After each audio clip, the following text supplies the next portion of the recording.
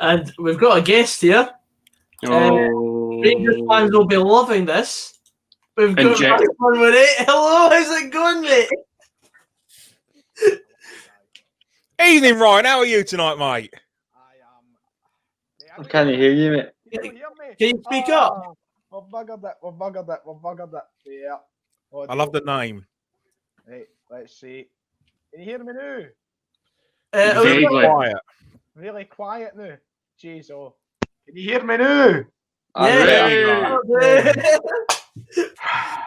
I'm using the webcam at this point. Wait a minute, Ryan. I've just seen a video called That's Not the Final Nail in the Coffin. I don't know what it is, and you're wearing a jumper that looks oddly similar to the one that you're wearing there. Yes, I just recorded the video, my friend. Well, I might just watch that till season 5 minutes. That's my post-match reaction. If you want to call it a reaction, it's like post-match depression session at this point. That has become the standard at Celtic Football Club. But what can you do? What can you say? I suppose you're having a wee fun night on here. I thought I'd join in for 5-10 minutes, see what the crack is, you know. Probably get more excitement here than I'll get me watching the Rangers game next door. David's through there, loving life. Funny enough, you just missed Fraz having a go at a few Rangers fans. Oh, right, aye. Good on you. Apparently, pastime, I think, mate. Even though you do hate Rangers because you are a Celtic fan, genuinely, apparently, if you hate Rangers, you are a Celtic fan by default. Oh yes, you're a closet fan, my friend. That's what you are. Or a hashtag typical Tim. Look, yeah, they're on it. Is it still 1-0? I've not got the game on beside me. Yeah, I mean, nothing's really happened in the game. Benfica's had a couple of shots scored over the bar, but apart from that, I mean, both sides cancelled each other out, bar the goal. Fair play to Rangers. Strides, improvement. It's night and day between Celtic and Rangers at the minute. So it's got. I heard you, Matthew. I heard you've got a question for me. I was told you've got a question. I've got many questions, Ryan. Many, my friend. I hope you're sitting comfortably. That face is worrying me a bit, but I'm ready. Right, okay, so you've obviously just uploaded a video. I've not watched it yet, but I'm guessing it's along the lines of Neil Lennon needs to pack his bags and sling his hook. As the last 3 weeks of the videos have been, yes. Okay, personally, I think you're being very disrespectful and should give him more time. I mean, he's won you the treble. Mm-hmm. Right. Well, he's not really. He's not won it yet. More than likely, he will win it. But I personally think they should rename the stadium just after himself. And you lot are playing out of order the way that you're treating him. Playing out of order. If it was a year ago, if you asked me a year ago, Matthew, I would be totally on side with renaming the main stand of Celtic Park the Neil Lennon stand. But it's came to the point now where the man has to go before he ruins his legacy at the club. I think he set up the treble before he left. The fact that Napoli have just named their stadium after Maradona, I think that's how you should be naming your stadium after Neil Lennon. I think that's exactly how it should be going right now. And the amount of disrespect you are showing this gentleman, right? He has put his life on the line to manage you boys. And this is the way that you treat it. I just think like, okay, so if not him, then who? That's the question. That's a question that everybody is put in. Like, well, everybody who's on the side of Lennon must stay. Constantly poses the question, who does take on the job? Who replaces Neil Lennon? At this point, anybody. Literally anybody. Matthew, I would shove you in the dugout, my friend, to take forward Celtic over the course of the season. You say that like I don't know what I know what I'm talking about. I'm fucking amazing, mate. That's because you've been doing the fucking big licks about your football manager career on here, Matthew, isn't it? No, mate. I honestly believe that you, sir, could lead our team better at this moment in time. And that's no disrespect to you. I believe you're a man. That just goes to speak the volumes of what is happening at the club at the moment. It's a shocker. So we were talking earlier when we had Kirsten on, a fellow Celtic fan herself, and we was all saying that, you know, is it the inmates running the asylum? Is no one respecting Lennon being the players anymore? Is he not being able to get the best out of them?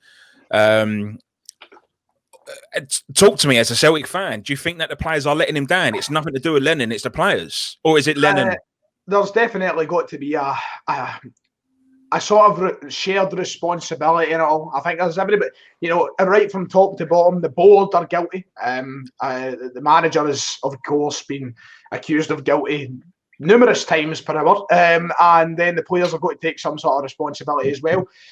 But you can see in the body language, the smallest of things, the facial expressions, the body language, just every game, week in, week out, they don't look motivated. They don't look confident. They just something, and I would love it. I was saying while I was watching the game, I think it would be intriguing to see what's happening in the changing rooms before and after the games. I would love to hear what's being said, because clearly something is just no there at the minute. Something is clearly off, and I don't know if it all spawns from Neil Lennon or it is other players wanting to leave the club. There is a sort of shared responsibility. But Scott Brown yesterday out in the press conference, he says, and this was intriguing to me, Scott Brown says, we've seen the banner, we've seen how fans are reacting to Neil Lennon at the minute. Now we need to start playing for the manager. Start. Why is it start now? In the middle of November, 12 games into the league season, why do we now start to play for the manager? Did we not start back in game one when the first ball was kicked?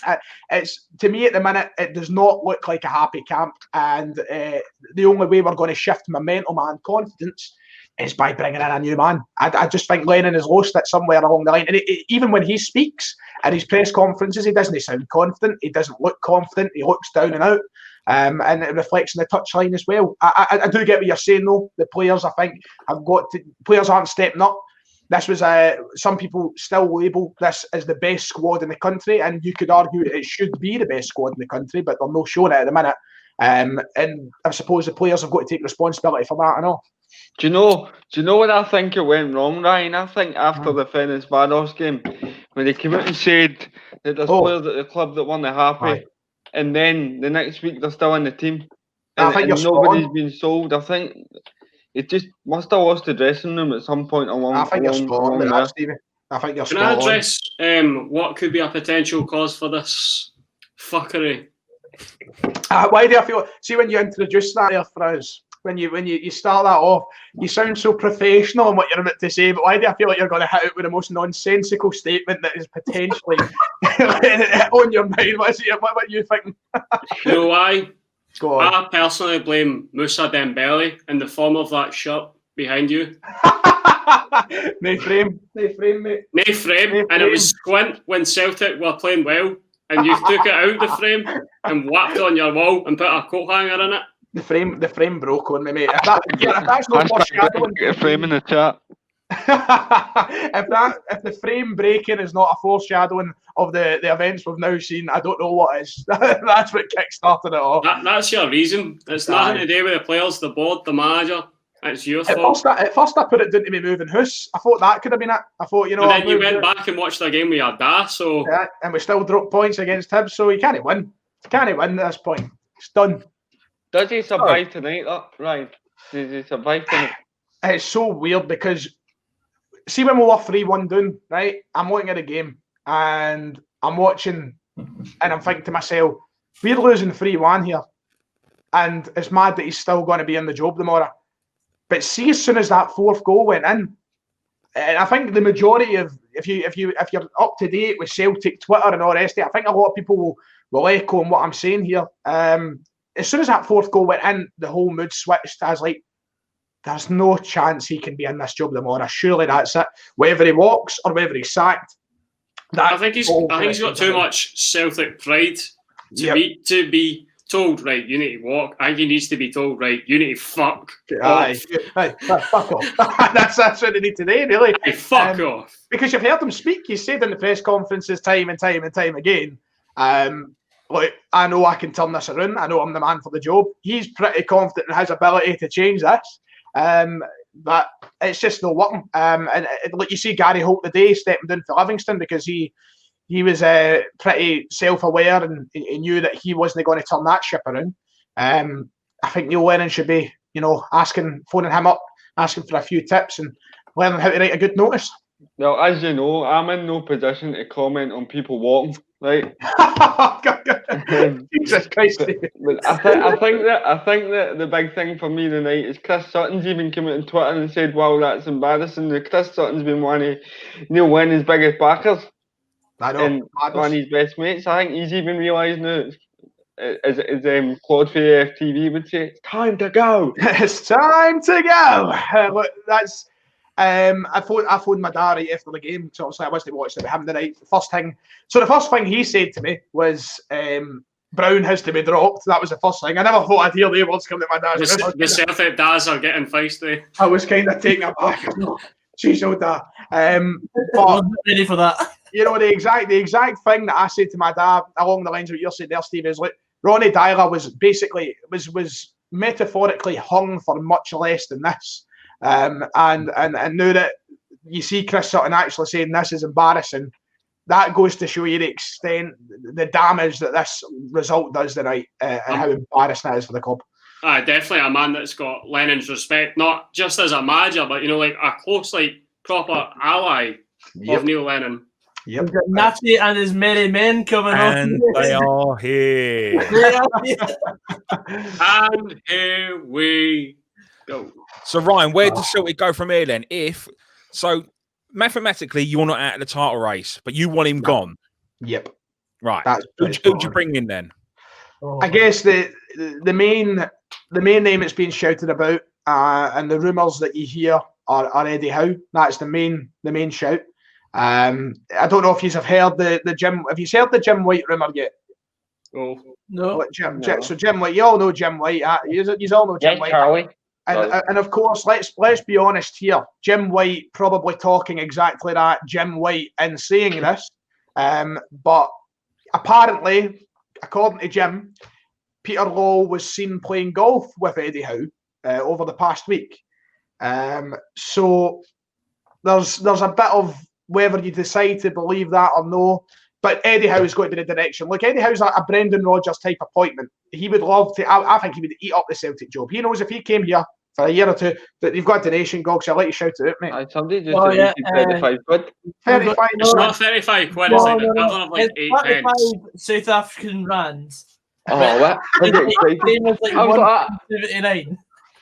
Oh, that's beautiful. I don't know if you've seen this. We was having a little chat earlier and everything, and I said that when Celtic appointed Brendan Rodgers, to me, that was a left field appointment. I didn't expect him to go there. With no disrespect to Celtic, I personally thought that was beneath him, just because of where he's managed. I get that because especially at the time, you know, Scottish football was in a very horrific. We've came miles since then, so I completely understand that. He came in and he transformed you. So I put it out there.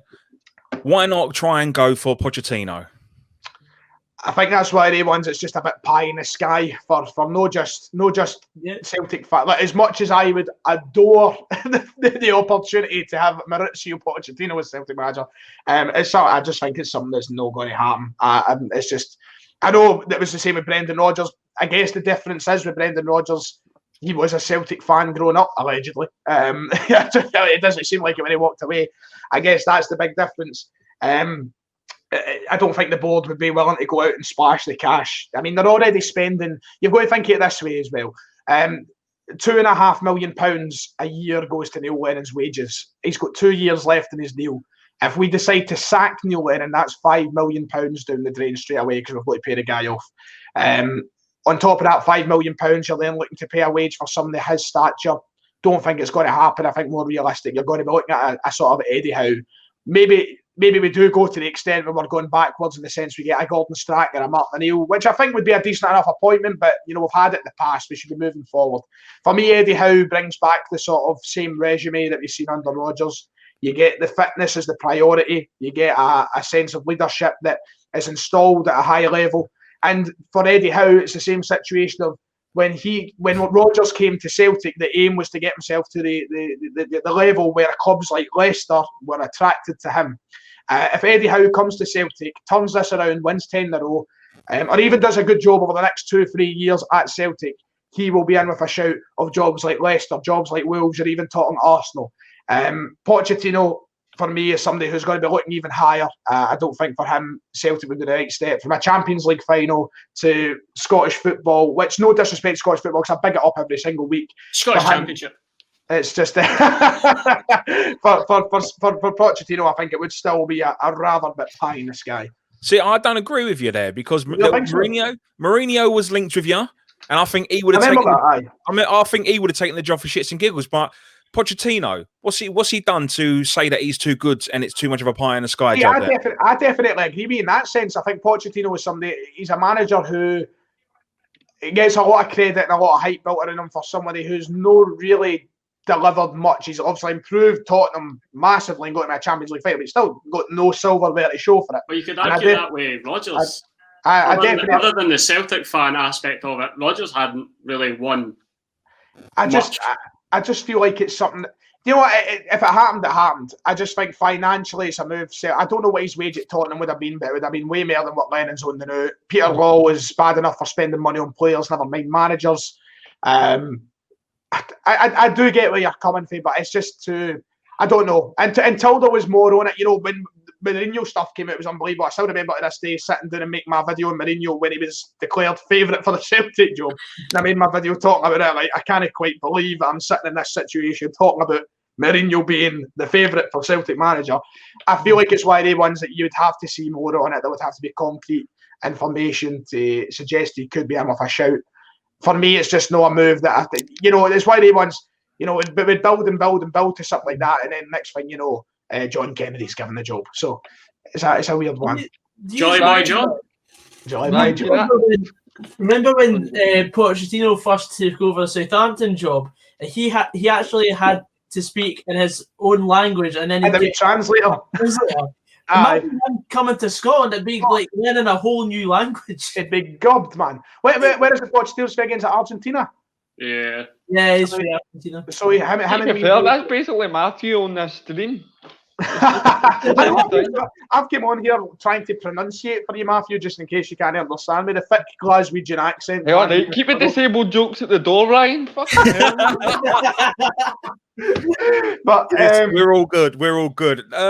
I appreciate you coming on tonight, mate. And I just want to ask you one more final question before anyone else does or you disappear. So, if you don't get Eddie Howe, Pochettino too much of a pie in the sky.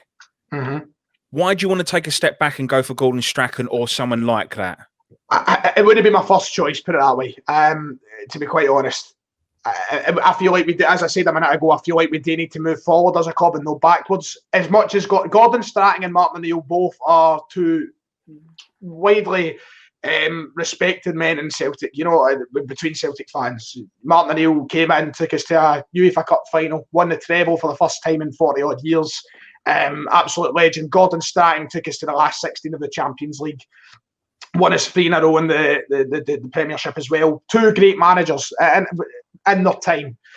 If the board do decide to go with that, I would accept it, in knowing that we couldn't find better options. My response to your question would be, we need to prioritise the other options first. If a Pochettino was an option, then yes. If Eddie Howe's an option, then yes. But if you take those two away, we should look at. There's a lot of good shouts out there. A lot of people are saying we should try and go to Brentford to try and get what is it, Farkett's in there? Was that his name? Frank. Yeah. You know, like a lot of people are saying we should try there. A lot of names coming up from mainland Europe as well. A lot of people saying the Michelin manager, the Copenhagen manager, people like that. I think we should look for something fresh, somebody who's going to come in and you know, prioritise a change in attitude at the club, because it's clear that stuff in the training ground isn't right in a minute. Players aren't fit, players aren't looking fit, and they don't look as though they're going to get any fitter. There needs to be, I think, everything that Brendan Rodgers built at the club in terms of a regime every day that made players elite performers has been erased over the past year. And we need to build back to that. So I would look elsewhere first before we decide to go with Strachan and O'Neill. They are the kind of guys who could come in and probably steer the ship in a positive direction, but it is moving backwards in the same sense. That's what I was just about to say. Like, you know, like, I mean, a Strachan or an O'Neill would steady the ship in the same way that Lennon was supposed to steady a ship. And then, you know, like, after that cup final, it was like, you know, it was like, Neil, we've seen your attitude to this job. Do you want it permanently? And he goes, let me just have a second to think about that, Peter. I'll do it. It was literally, let me have a shower first. Then he has the shower and then accepts the job with the shower. So can I ask you just a question? As a Motherwell supporter, you harped on about Brown no doing it this season. Lawwell no spending money, but he has spent money. He spent £3 million on a boy for us, David Turnbull. I asked Kirsten the same thing. What does that boy need to do to get a start? Because he's playing so shite now. Honestly, so gutted that we have seen how many minutes has he played for Celtic? Oh God, I'm gutted. I'm absolutely gutted. Played a half against Hibs and then about 70 minutes against St Johnstone and come on for 5 against Aberdeen. Absolutely buzzing when we signed Turnbull. And this is the point we're at. We're stunting the development of a fantastic player, a future, rightfully should be a future Scotland international, and we're stunting his growth. We're stunting his growth. It sounds like we're trying to, we're stunting his development, and it's gotten because he deserves to be in that team. I think he would bring a completely different dynamic in the midfield. Right now, I don't see what McGregor's offering at a club level. I thought he was great for Scotland, McGregor, but the last few games for Celtic, he's been a passenger. He's looked invisible. So what does Turnbull have to do? I don't know. And that's another reason I think we need a managerial change. A manager has to come in and realise the people who are going to make a change to this team. And David Turnbull's one of the guys. Gogsy, I think you've been dying to ask me a question. It was back when we were talking about managers, because I've seen quite a few people suggesting the manager of Bodo Glimt in Norway. They've miraculously been turned around from a relegation battling side to basically romping the elite Serie in Norway at the moment. But I suppose you wouldn't want to revisit the Norwegian league after the last time. No, look, I'm telling you, mate. I'm telling you. If I could fall in love with a Norwegian manager once again, I would do it. I absolutely adore Ronny Deila, and I would take him back in a heartbeat. I'd take him back in a heartbeat. Right. Well, boys, I'm going ahead because David is chanting my name. So thanks for having me on. I'll probably try and come on a full show soon whenever I'm not enslaved by the chains of Tesco. But it's been a pleasure as always. Give my best to David and the rest of the lads as well. I will do, as always. Matthew, it was a pleasure to finally come on and speak to you, mate. I've been looking forward to that. Well, fuck you then, Ryan. See you later. I was going to go through everybody one by one. Matthew, it's a pleasure. I've been looking forward to it. Your accent is absolutely gorgeous. Absolutely gorgeous. Razor, you know my feelings on you. I love you, my son, and we look forward to more FM in the future. Stevie, pleasure to meet you too, my man. I look forward to being on more streams with you. David Turnbull, we will give him his chance, I hope. We need to wait for Lennon to go, I suppose. And Gogsy, I never have anything good to say to you, mate, so I'm going to have to leave it. Ryan, don't be a stranger. Come back on, mate, yeah? I will come back on. I'll make it my aim, mate. I'll make it my aim. But you need to know when Ryan's on, he has the best accent. Oh, Gogsy, in all seriousness, thanks for having me on, mate. Thanks for sitting in. Anytime, mate. Thank you very much. Thanks very much, lad. Right, enjoy the rest of the night. Take care, mate. All the best. Ta-ra, pal.